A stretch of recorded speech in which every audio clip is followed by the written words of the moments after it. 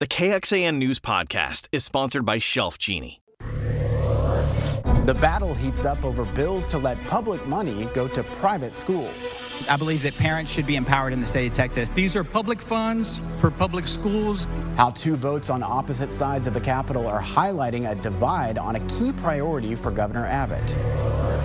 Teacher pay back in the spotlight at the state capitol. If it's not something that's being done, then, we will not get the best teachers. Who will be the most affected will be the students. The debate over how to figure out the funding and make the pay raises real. And new developments for a bill to limit medical treatment for transgender children. How an unusual move heightened tensions among lawmakers. Produced from the Capitol in Austin and airing statewide, this is the award-winning State of Texas. Hello, and thank you for joining us. I'm Josh Hinkle. Lawmakers faced a marathon session Thursday with the Senate taking on key education bills and House members voting on the budget. Debate in the House lasted more than 12 hours as members worked through hundreds of amendments. In the end, they approved a budget plan calling for nearly $303 billion in spending. Highlights include more than $17 billion allocated for property tax cuts. It calls for spending $9.6 billion on mental health resources, as well as $5.3 billion for the Texas Department of Family and Protective Services. And it includes a $5 billion increase in public education funding. The House and Senate budgets are largely aligned, but there is a divide over the issue of school voucher-like programs. We saw intense debate over an amendment to prevent parents from using public funds to pay for private school. Opponents called the amendment bad for parents' rights. The reality is that I believe that we have never seen any type of competition harm an industry. Our public schools are no different, and this has got to be something that we get to discuss and work towards as a body. I believe that parents should be empowered in the state of Texas. Please vote no on the amendment. Democrat Abel Herrero brought the amendment. He had his own message for members before the vote. So these are public funds for public schools, as is outlined and stated specifically in the Texas Constitution. And for that, members, please stick with our public school teachers, our neighborhood schools, and our public charter schools and vote yes for this amendment. Several Republicans joined the Democrat-led effort, and the amendment to the budget passed. Meanwhile, across the Capitol, senators took up a bill to create education savings accounts. That's a voucher-like program that Governor Greg Abbott listed as a priority. The bill would spend $500 million over the next 2 years. It would help some parents move their children from public to private school, giving up to $8,000 for each eligible student. The debate lasted several hours, but in the end, the plan to allow public dollars for private schools passed the Senate along party lines. Senators also passed a bill that includes more money for teacher pay. Senate Bill 9 creates a teacher retention allotment. It would give teachers a $2,000 raise, and teachers in districts with fewer than 20,000 students would get a $6,000 raise. But according to the bill's fiscal note, funding for those raises runs out after fiscal year 2025. There is bipartisan support for raising teacher pay, but there are still questions over how much and how to accomplish that goal. And those questions played out last week in the House committee hearings. Politics reporter Monica Madden takes a closer look. We love to teach our students. Karina Rodriguez teaches a bilingual pre-K class in Central Texas. We do our letters in the morning, math center. She loves watching her students learn. You get them from their beginning, and so it's incredible to see their growth. Growth she would also love in her paycheck. With these prices and inflation, it is really difficult. Their problems lawmakers are hoping to address. I am very concerned that teachers are not being adequately compensated. House Bill 11 would raise the state's per pupil funding by $50, asking school districts to use at least 50% of that new funding to increase the average pay for every district employee. This bill is a comprehensive investment in teachers and the teacher workforce. The bill would also adjust the Teacher Incentive Allotment, or TIA. It gives higher pay to help attract and retain top teachers. But some questioned if this is the right way to address low wages. We don't support the continued expansion of the TIA while all teachers remain underpaid. According to TEA's own estimates in the Rider for House Bill 1, fewer than 4% of teachers will be paid under TIA, while 100% of teachers need a pay raise. Regardless of how they accomplish it, teachers like Rodriguez just hope for some improvements. If it's not something that's being done, then, we will not get the best teachers. Who will be the most affected will be the students. Monica joins us now. Education really seemed to take a spotlight during the House budget debate, and it went beyond teacher pay. We've seen a lot of teachers and teacher groups come out against voucher programs. What's the reasoning for that? Josh, I think it's a little bit complex and layered. I mean, the teacher that I interviewed that you just heard from, Karina Rodriguez, she talked about how, we're at a time where teacher burnout is a thing. It's something that's happening across the state, and teachers are struggling with that. And, one of the things that she talked about was that her school is not fully funded. It doesn't have all of the resources it needs for them to survive, really. I mean, a lot of teachers we hear pay out of pocket for different classroom supplies to make their experience better for students. So she's concerned about not having enough money for her public school system as is. Granted, of course, the education savings account is a different pot of money, but her argument and other teachers and teacher groups say that they need, to make sure first that all of the public schools are getting all of the funds that they need to function and be the best that they can be for Texas students. And then maybe we can talk about the voucher program, at least from their perspective. Well, despite some of that opposition, we've seen the governor on a statewide campaign pushing for school choice and school vouchers.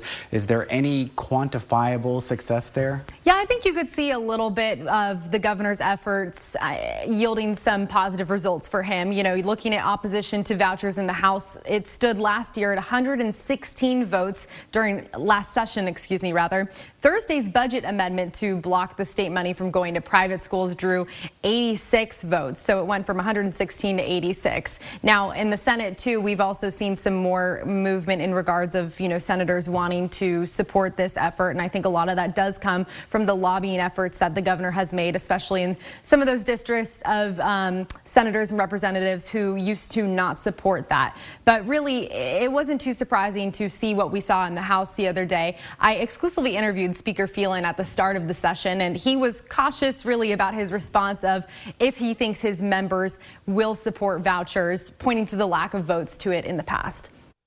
Are school vouchers dead upon arrival in the House? Ultimately, it's going to come down to whether or not it has the votes in the Texas House. And in the past, it has not.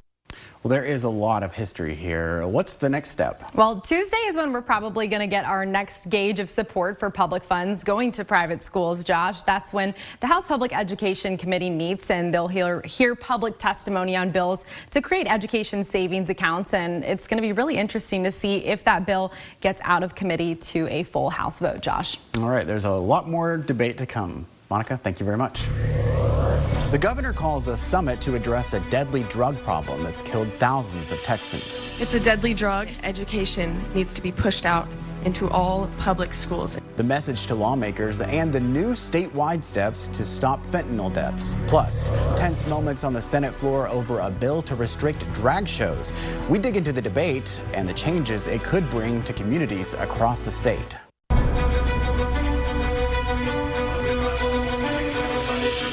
Governor Greg Abbott hosted a summit on fentanyl Thursday in Austin.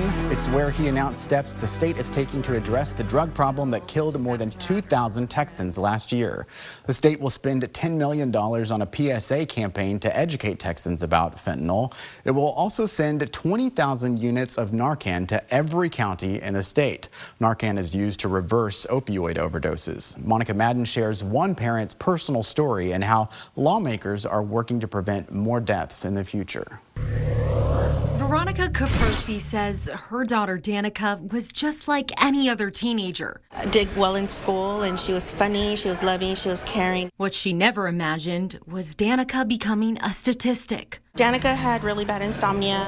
She started taking Percocets. Her daughter had no idea it was laced with fentanyl. It took her life. We did everything together as a family, so it's the most difficult, heartbreaking pain that you can ever endure. Caprosi is now part of a large club none of these parents wanted to join.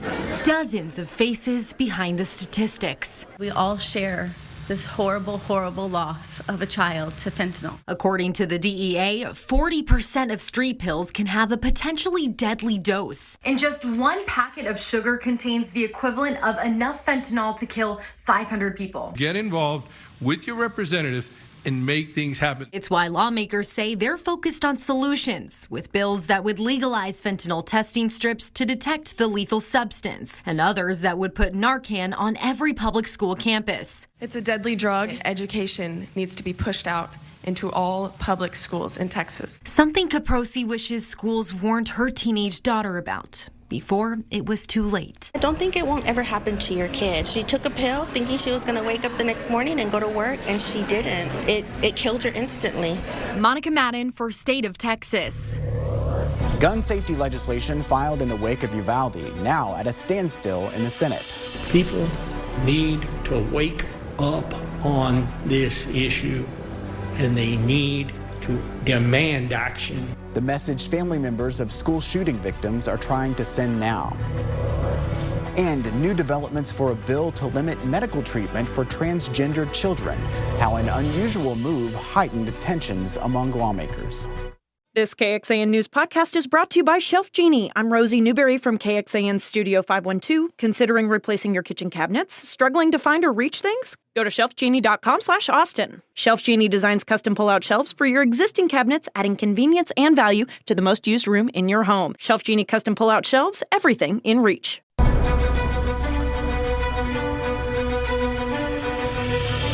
On Tuesday, the Texas Senate passed a bill that bans many treatment options for transgender youth. The bill passed along party lines. It would restrict puberty-blocking medication, hormone therapy, or surgeries for the purpose of transitioning a child's biological sex. And it would prevent state health insurance plans from covering those services. Doctors who provide those options could lose their state medical license if the bill becomes law. The vote came after a long debate that sometimes became heated, and an unusual move raised tension in the chamber even higher. Digital anchor Will Dupree joins us now. You followed the debate. What made this vote so unusual? Senators had approved this amendment that would allow transgender children to continue with their care even if the ban became law. On the day that we thought that the final vote would happen, a rare move happened with Republican Senator Donna Campbell, who is the bill's author. She decided to withdraw this amendment and wanted to change the language a bit. That led to frustration among the Senate Democrats who expressed that on the Senate floor. Let's take a listen at some of that exchange that happened during the debate. What is the reason to track the amendment that you had first adopted and everybody agreed to without objection? Nobody objected to you at the amendment that you and I discussed. What is the policy decision to remove the amendment today? The actual amendment that I put on 14, or are you talking about the date from December? The amendment that would allow the children who are currently under the care of a doctor to continue to finish their care. The amendment was not discussed in committee, and there were so many questions that have been brought up since the amendment was put on that out of respect for the body, I'm going to just take it down, ask that it be taken down. Democrats ultimately lost that battle, Josh, and the bill went on to pass fully in the Senate without that grandfather clause included for those current patients receiving that kind of gender-affirming care. Now, Democratic Senator Jose Menendez spoke passionately for about 15 minutes against that bill. I want you to know that I believe it undermines the sanctity of the relationship between a parent and a child, the doctor and their patient, and any person's God-given right to their pursuit of happiness. Thank you for indulging me, and thank you, Mr. President, for allowing me to speak against this bill, which I know that your goals are, you have the right goals, but this bill does the wrong thing. Senator Campbell made her case for the legislation, saying she believed it will protect children. In this body, many times we vote all together because it's the right thing to do. Children who are on puberty blockers and cross-sex hormones need more counseling and love. They don't need blades and drugs. Well, we heard Senator Menendez say there was no opposition to the amendment to allow children already receiving treatment to continue that treatment. Do we know what changed? That is the big question. Senator Campbell there just mentioned in her remarks that there were lots of questions and concerns raised after that amendment passed, again without opposition during the Senate. She did not specify, though, who was raising those questions specifically. Now, Senator Sarah Eckhart from Austin, a Democrat here, spoke on the floor, and she noted that a number of nationwide political organizations are advocating for this identical kind of legislation all across the country. And that's the case for another issue that came up in the Senate this week. A couple of bills came up to tighten restrictions on drag performances. You also followed that debate. What happened there? Yeah, the Senate ultimately approved 2 different drag-related restriction bills. Senate Bill 12 would criminalize any kind of performance if it's overtly sexual and is possibly seen by a child. The bill also defines a sexually oriented performance as a male performer exhibiting as a female or a female performer exhibiting as a male who appeals to the prurient interest in sex.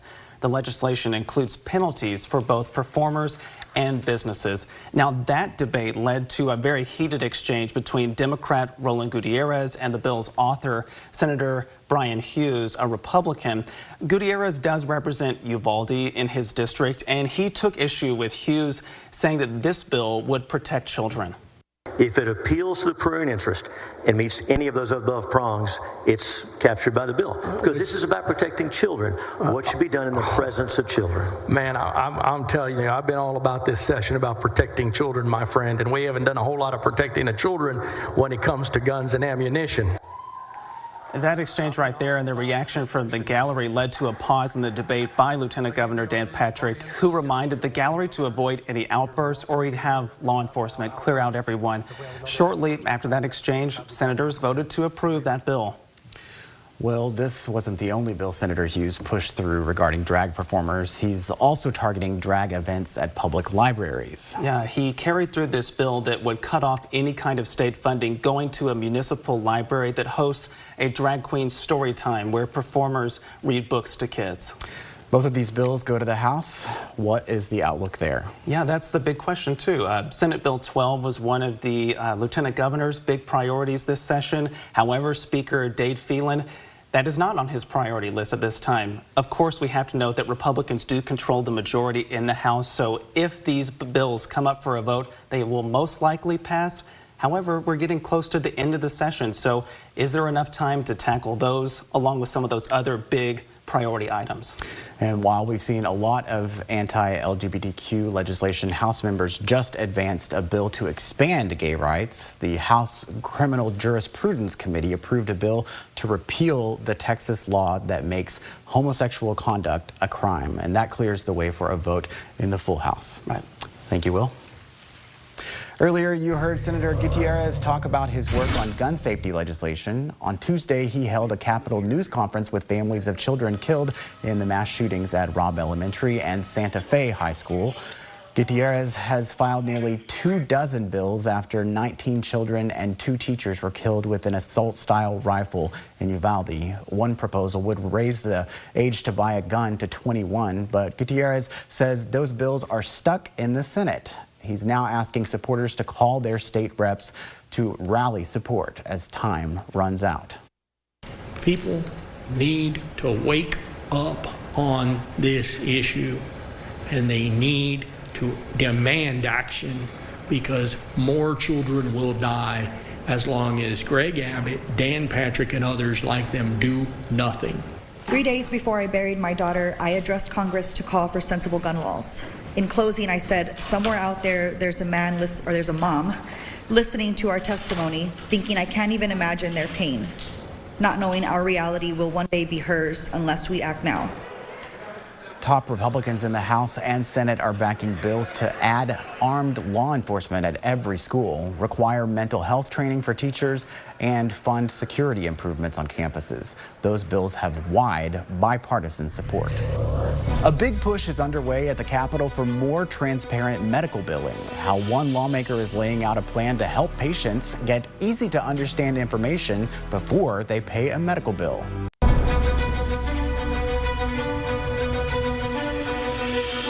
A big push is underway at the Capitol for more transparent medical billing. On Monday, State Representative Caroline Harris laid out House Bill 1973 to members of the House Public Health Committee. The bill requires that a patient receive an itemized invoice in terms they can understand before they pay a medical bill.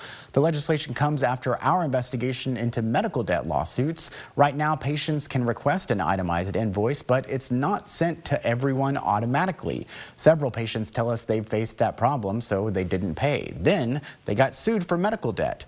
The bill comes after our investigation revealed hundreds of suits filed in recent years on behalf of a hospital in Williamson County, the same county Harris represents. One of my constituents was served with papers for a medical bill for $1,200, and she had always paid her medical bills, wasn't even aware that this was out there. Instead of going to court, she decided to reach into her savings and pay that bill. She couldn't get an itemized receipt, and she's a single mom. The bill did get some pushback from a Houston health system. It claimed providing invoices for every patient's bill would cost up to $5 million a year and require more resources and staff.